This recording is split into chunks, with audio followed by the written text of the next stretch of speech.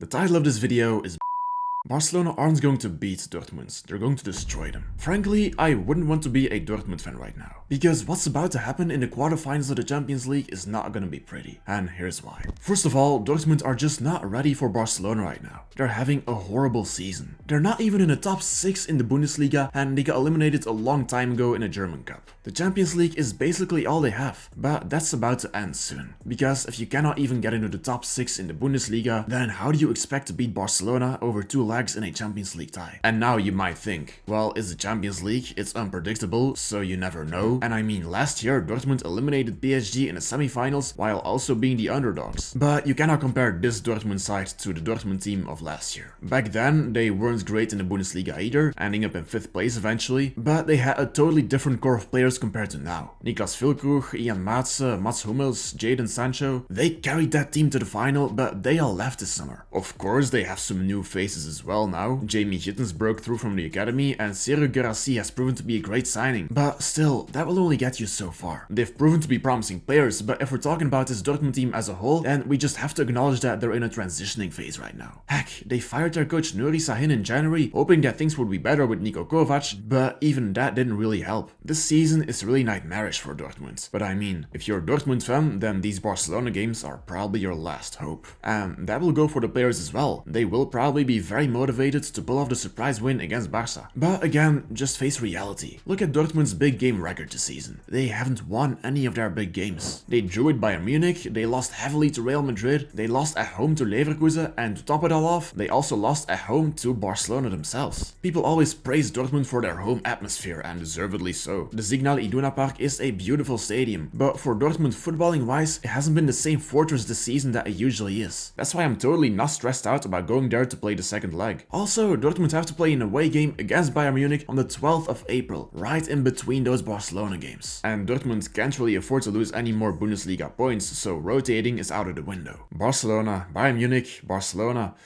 That's harsh. However, we haven't even talked about Barcelona yet. Cause if this were to be the Barcelona team of 1 year ago under Xavi, I wouldn't be this confident. The matter of fact though is that Barcelona now have become a big game team, so I don't care about jinxing it. Heck, I made this exact same kind of video for the Bayern Munich game, and look what happened. If anything, this video will bring luck to Barcelona. But luck is something that they simply don't need this season. Mentally, Barcelona are the toughest team in Europe, and they've proven that over and over again this season. There have been so many games where they had to come back from a tricky situation. There's the Bayern Munich game. At the beginning, it was a really 50-50 game. There is the Super Cup final against Real Madrid. Real Madrid actually scored the first goal, but Barca still ended up on top, and they did so with flying colors. There's the Benfica game that they won 4-5. There's the Atletico Madrid game in La Liga where they won 2-4. Those are all games that are proof of Barcelona's mental resilience. They've now built the kind of mentality that you need to get foreign competitions like the Champions League. I mean, they beat Dortmund in December with 2-3 at their stadium as well. They've basically already proven that they're big favorites going into this clash, and that they will be able to deal with Dortmund's pressure even if Dortmund have a good day. On top of that, Hansi Flick is just a perfect coach that you want for this kind of tie right here. He's never lost to Dortmund before in his professional coaching career. He's often played against them with Bayern Munich, he's played against them with Barcelona, so he knows this team very well. Plus, again, he's not Xavi. He's not going to panic when things are going south. He's proven that he can stay calm in the most heated situations and still make the right decisions. Look at those Copa del Rey games against Atletico Madrid. Barcelona underwent a mental roller coaster in the first game with a 4-4 draw. And let me ask you a question. Do you think that they would have won that second leg if Xavi were to be the coach? I'm not sure. But Hansi Flick, he's someone who learns from his mistakes, and he does so quickly, so even if things go bad in that first game, he'll probably be able to make up for it in a second. Hansi Flick knows what he's doing. And on top of that, Barcelona are simply in their best form yet. Sure, they were scary back when they destroyed Bayern Munich and Real Madrid in one same week, but face it, back then a lot of players weren't available yet or not in their best form yet. Frenkie de Jong, Gavi, Araujo, Szczesny, those are all players who by now have become accustomed to Hansi Flick's tactics. So Dortmund really are coming up against the scariest Barcelona side ever since the MSN era probably. There is of course one injury issue that Barcelona do have with Dani Olmo. He might be back in time for the second leg, but he's definitely going to miss the first one, and that's kind of a blow of course. Nobody can impact the games in the way he does. His positional awareness, his runs, his finishing, his dribbling, he really is a cheat code. It's crazy to think that in the summer a lot of fans were skeptical about his transfer. Even if Barcelona only have him in the second leg, he will still be a huge asset. He doesn't need a lot of time to make an impact. But again, if we don't take Dani Olmo into account, Barcelona just are maybe the best team in the world right now. In every position there is a world-class player, and most of these players are in their best form yet right now, even the substitutes. But there's more to it, because we're talking about the Champions League here. So quality and talent isn't all that matters. Another important thing is experience. I mean, look at the winners of the Champions League in the last 10 years. Most teams have players with tons of experience on the biggest stage. Barcelona have usually never had experience on their side in these last couple of years. We have always been that talented team with a lot of young players who still needed some time to really get used to the pressure of big games. But that has changed now. A lot of these players have gained a lot of valuable experience in these last years, both in La Liga and in the Champions League, both for Barcelona and on a country level. So it's fair to say that Barcelona are just not that same inexperienced team anymore. The players know how to handle setbacks in big games. And the funny thing is that the same cannot be said for Dortmund. Dortmund really still are a young team. A lot of their players really do still need some time to blossom into their full potential. Think about players like Jamie Gittens. So experience-wise, Barcelona are coming into this tie with the advantage. Yeah,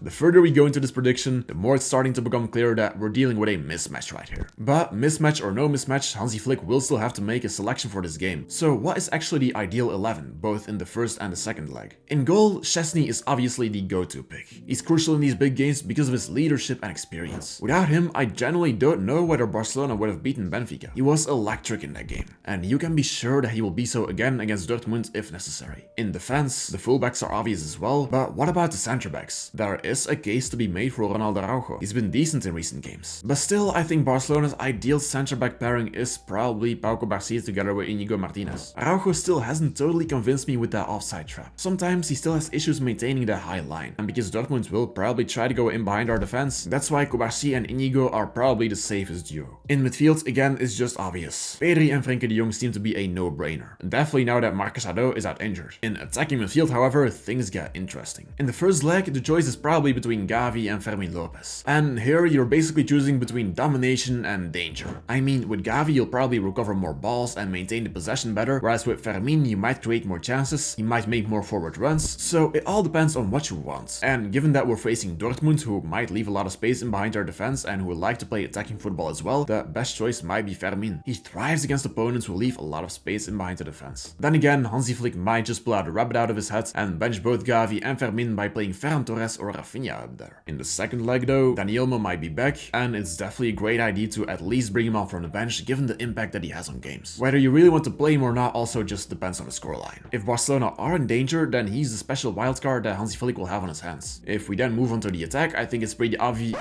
The attack was obvious to predict the season until Ferran Torres decided to become the shark again. For all we know, Hansi Flick might just start Ferran instead of Lewandowski. I mean, he did it in that huge Copa del Rey game against Atletico Madrid and it paid off. Plus, in that Dortmund game in December, he actually scored twice. So it might not be that bad of an idea to just give him that starting spot. What I would do is start Lewandowski in the first leg, and if Barcelona actually have a lead, then start Ferran Torres in the second leg. Because it seems as if he really thrives in away games and he will want to prove himself, regardless of the score. The wingers are obviously, or probably, going to be Rafinha and Lamine Yamal, and with that kind of team, Barcelona really don't have any excuses not to make it to the semifinals. If I had to predict the score, then I would probably say something like 3-1 to Barcelona in the first leg and 1-2 for Barcelona in the second leg. Dortmund will give it their all, they will form a challenge, but Barcelona will probably go through eventually because they have the edge in resilience and quality. But lastly, I also want to apologize to any Dortmund fans watching this video, because believe me, I don't hate Dortmund. It's just a simple match prediction. But face it, calling it match prediction would have just been very boring. I also don't want to jinx anything for Barcelona, and I truly think that we do have a chance of winning the Champions League and even winning the treble maybe. All that stands in our way is possibly 3 different clásicos. But for now, it's time to just stay with our feet on the ground and look right in front of us. Hopefully Barcelona don't underestimate Dortmund, and hopefully they can again prove to the world that they have become their very best selves again. Hansi Flick deserves that. So that was it for today's video. Make sure to leave a like and subscribe if you enjoyed it, and feel free to share your own opinion